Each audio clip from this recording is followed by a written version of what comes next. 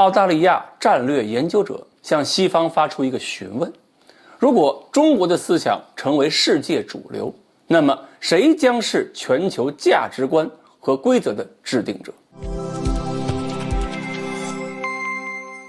各位网友，大家好，我是罗小飞。这2年，中美之间的嘴皮子架一直打个不停。美国呢，还是习惯性的拉上一帮西方国家作为票友嘛，跟着一起嚷嚷。他们跟中国进行这种舆论对抗，一个常用的说法就是中国违反了国际规则，破坏了国际规则。所以中国网友也会很愤怒，什么叫规则？凭什么你们西方国家说了算？1月14日，澳大利亚战略研究所一个学者叫马克·伦纳德发表一篇文章，提出一个很深刻的问题，说如果西方国家自己不再是全世界制定规则的力量，那么他们以后会不会坚持别人制定的规则形成的国际秩序？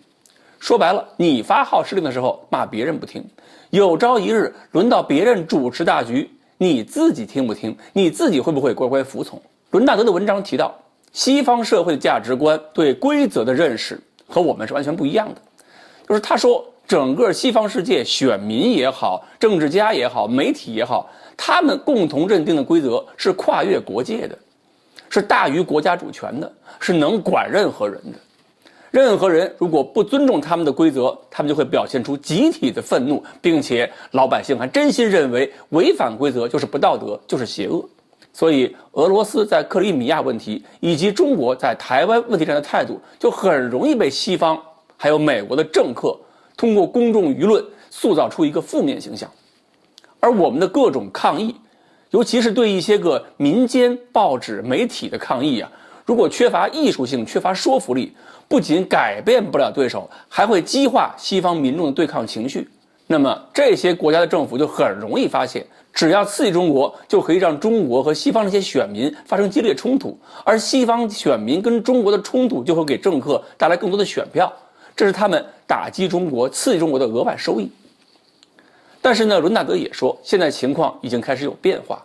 过去西方世界达成了一些共识，现在已经遇到了有力挑战。他提到，欧盟正在进行一场内部政治讨论，说欧洲人可以选择自己抱团，维持自己的秩序，或者呢，可以选择跟随中俄的思维，不然就要做好准备，等待特朗普重新上台之后，欧洲继续屈服。至于美国，伦纳德也说了，美国人搞的那个什么民主峰会，说明美国从原来的支持全球机构，转而想象了一个由所谓民主国家组成的基于它的规则的新型秩序，那么美国的支持就可能仅限于这个小圈子里，那不就是说明美国需要继续战略收缩吗？至于说挑战从何而来，伦纳德文章里边提到的主要就是指中国，这个一点都不意外。现在许多曾经支持欧洲和美国主导地位的全球规则制定机构，现在都有了中国人作为领导人。中国通过数字化、信息化的丝绸之路，开始为全球工业制定新的标准了。现在中国又是多数国家最大的贸易伙伴，所以中国在全球的影响力会一直上升，最后会和西方的过去的规则相抗衡。而我们现在一些宣传手段也发生变化，比如说中国驻美大使馆最近开始在美国体育比赛上发放虎年的礼品，我们的大使秦刚开始搞视频拜年，去拉近了和西方国家民间的感情。这种看似和政治斗争并不相关的活动，其实就是改善我们的影响力，改善我们的亲和力。你把它理解成一点点去挖反华势力的舆论墙角也行。而美国自己的价值观和规则出现了个混乱，已经让美国两党开始较量，谁更民粹，谁更极端。思想稍微正常一点、理性一点、聪明一点，居然反而会被美国人民所抛弃。这也是他们自己遵守的规则给自己挖的坑。所以伦纳德大概也看到了中国和西方力量对比变化，一定会导致一个大家说了很多年的猜测，就是世界的领导权会不会最终移交到中国手里。他在文章中提到，如果中国领导人的思想成为了国际规则的重要组成部分，你欧美听还是不听？